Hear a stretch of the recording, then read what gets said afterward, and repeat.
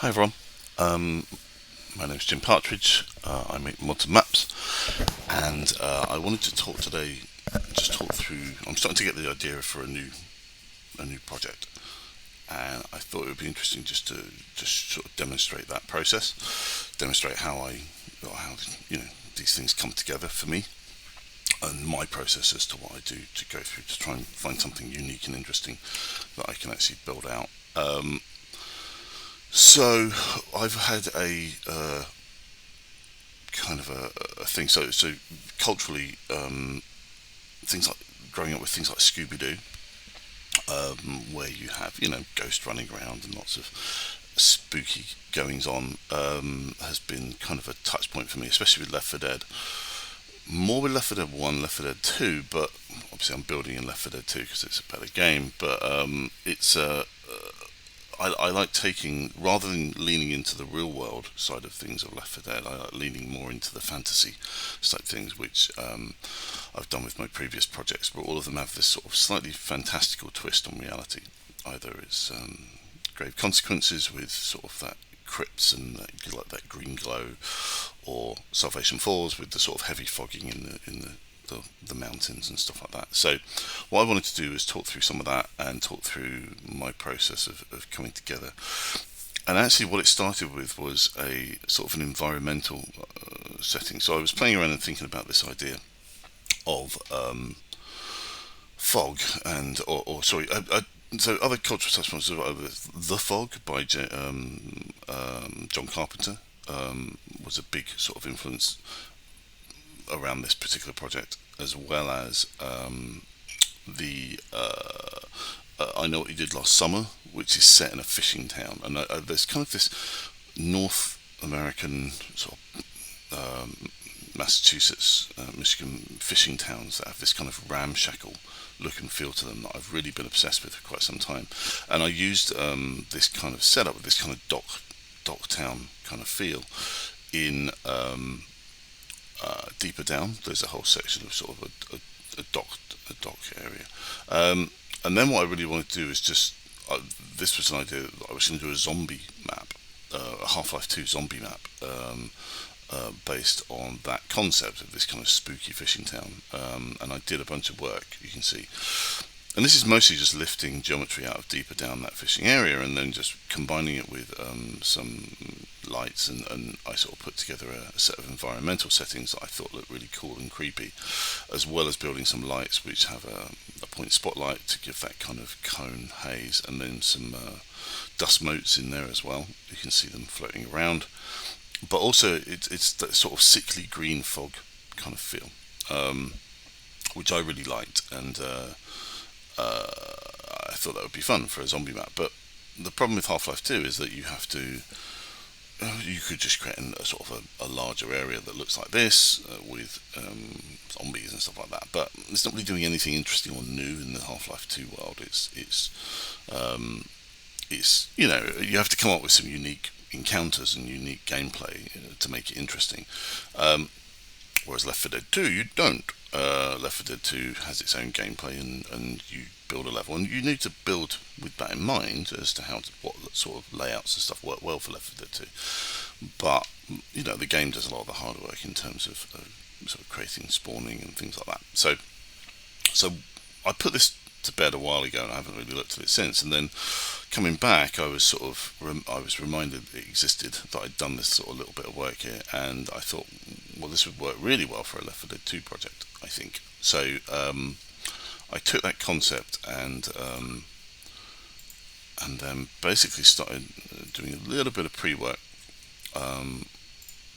basically transferring that same look and feel but into Left 4 Dead through in a fishing boat, because there's quite a lot of fishing town. There's quite a lot of coastal stuff in Left 4 Dead 2 for the New Orleans maps, which has got a lot of these fishing boats and stuff like that. So that's great. And some of the dock stuff exists, and you can see that most of these assets transferred pretty easily into Left 4 Dead 2.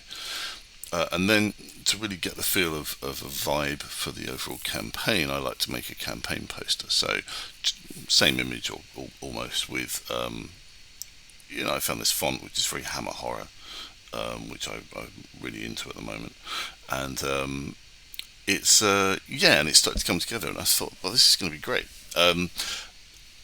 And then the next challenge is really to figure out, how do I make a campaign long enough? Because I mean, obviously, this as a concept I think is really strong. I really like it. However, there's a big difference between this and actually a full campaign, be it 3 or 5 maps, or 4, full of gameplay and geometry. So the next thing to do is really to try and find as much in this world that in the real world that I can find as a sort of a reference point to figure out what kind of geometry, what kind of landscapes, what kind of what's it called, land markers could we use around certain points. So if you think about Left 4 Dead gameplay, it's very much based around several different concepts. One is like the kind of like the slalom event. You're sort of heading down pathways through alleyways, things like that, and it splits and comes back together in those points. And then you get kind of the wider areas. So if you think about Dark Carnival, when you get to some of those funfair areas, it breaks out into much bigger spaces that are broken up with, things in the middle of them. But essentially, it's a much wider space to move through. But it still only has one exit, and you come out and tighten up again to a single exit on the way out. And then, of course, you have holdout areas, which tend to be, you need some kind of landmark in those holdout areas, as well as a mechanism by which to hold the team. So whether it's maybe this boat moves across and creates an additional pathway that wasn't there before that you're waiting for, or something like that. And then you've got finale areas, obviously, and then gauntlets is another area as well. And there's one other problem which one of my friends pointed out, which is the fact that water is a real no-no in Left 4 Dead. The minute you fall into water that's too deep, you're dead. That's it.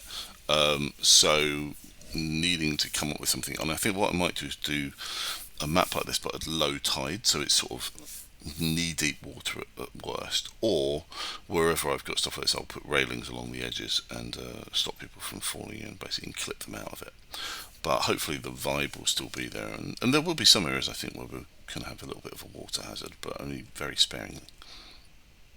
So once that's done, then what I did was I took to the internet and started looking for reference photography for some of those landmarks that I was looking for. So, and what I was able to find was some towns in North America, which it's called Fishtown, this place, which is great.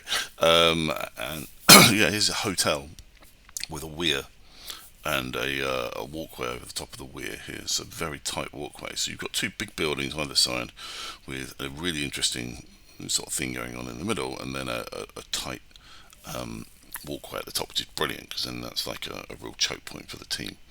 And then all the way around this, you've got these walkways and decking and stuff like that, which is great. And then, sort of looking further into the same location, there's really, really great sort of geometry, very Team Fortress 2, things like that. So loving that. Definitely going to be sort of drawing a lot from this. This image is really small, but it's a similar kind of shop to the stores that I've put in Salvation Falls, so I'll probably lift and shift some of those. Why build from scratch? And then you've got things like this gift shop called Diversions, but lots of alleyways, lots of rooftops, and I think what I'm going to do is design for versus from scratch and sort of try and build in these spaces for versus players to spawn, or infected players to spawn. So yeah, lots of sort of hidden sheds and bits that the players can't get to, with a sort of a main path off the sides. And then I came across this image, which I really like. It's quite small, I don't know if you can see it, but it's basically a house on a crane of them inserting or lifting this crane out. So I thought this might be a good mechanism to use for a holdout area where there's a house on a crane and you have to lower the house into position in order to be able to move forwards. So I might do that. Here's another shot of that store that I told you about, but you can see the decking and dock plans and stuff like that, and it's very yeah, I think, and there's the hotel with the weir further up, so this is perfect for me. And then I moved on and started looking at some other images. Very busy, lots of wires, lots of tuck the US flag in there from time to time, and then I started moving on to looking at locations for films that I liked, or some of these reference points. So there's the fog. It's the lighthouse from the fog. It's a really small image. Once again, I pulled it from the web, but the church from the fog, which isn't really sort of there, but it's quite a nice thought maybe something similar to it as a nod to that. Some of these coastside cabins are kind of funky. I want to avoid a lighthouse. Maybe I might put one in the background, but we've seen a lot of lighthouses in Left 4 Dead, so I might leave that out. So that's the fog, and then moving on to Jaws, which was primarily shot in Martha's Vineyard, but I don't know where these dock images were taken. But this is really nice. We've got houses going all the way around the outside, and lots of dock work. And then some of these shots are actually from Universal Studios, where the ride is, which I loved, and I did that in Florida years ago when I was like 14. So a lot of that, once again, a lot of that reference imagery coming from there. And might even put in a shark on a thing if I can find one. We shall see. Given we're sort of heavily nodding towards this. So there's quite a lot of good stuff there to build sort of events around and things like that. And then finally, I thought for a finale area, I thought, as it's on the coast, I thought an old pier would be really fun in that sickly green fog. So I started looking at old piers, and I came across a pier in the UK, which is disused. Cool, which is wonderful. Look at this danger of death came off. It's in Weston-super-Mare, and it's a pier that's been. You can see the old sort of waterways and things like that. And sort of looking back at it in its heyday, even in its heyday, it was pretty creepy. I think this is now,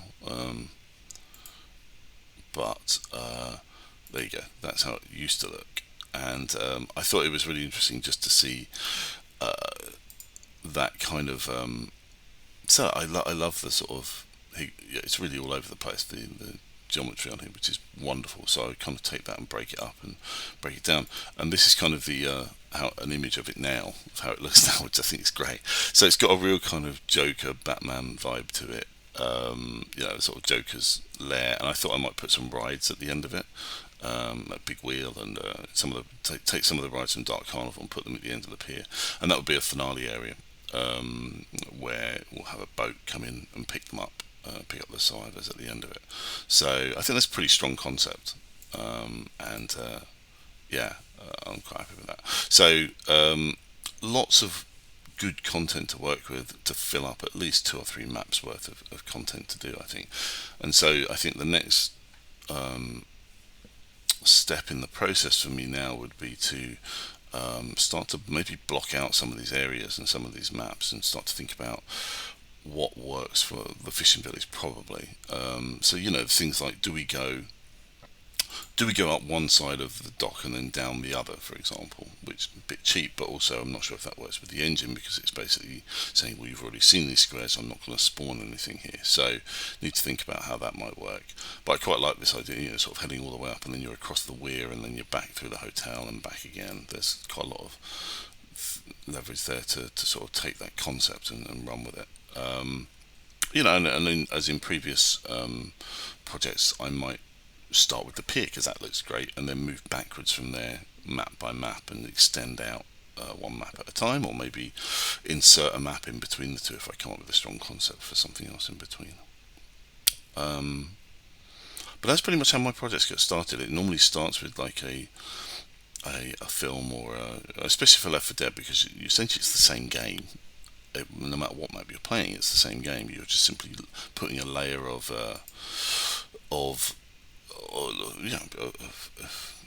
atmosphere around it and look and feel. So it could be on the moon, it could be anywhere, but in this case, I think that's pretty cool.